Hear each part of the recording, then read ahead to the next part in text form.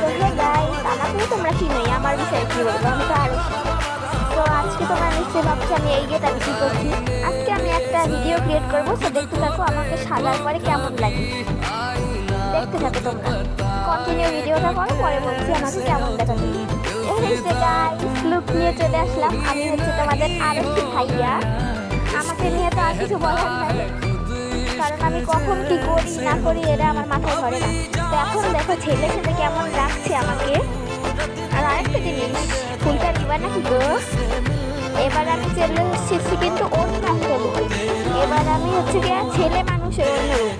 এবার দেখো আমি আমাকে চিনছো, আমি তোমাদের আরশি আপু। কিউট লাগেনি গো আমার? আমারই কিউট লাগতেছে নি গো? তোমরা কৌছে আমার কেমন লাগে?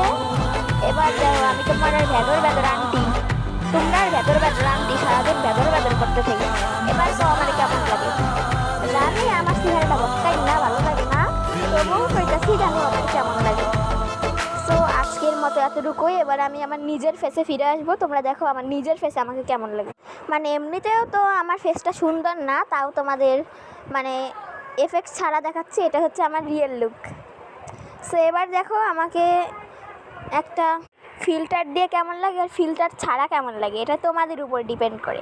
তোমরা দেখো এবং আমাকে বলো যে আমাকে এই লুকে কেমন লাগে আর নর্মাল লুকে কেমন লাগে। So by.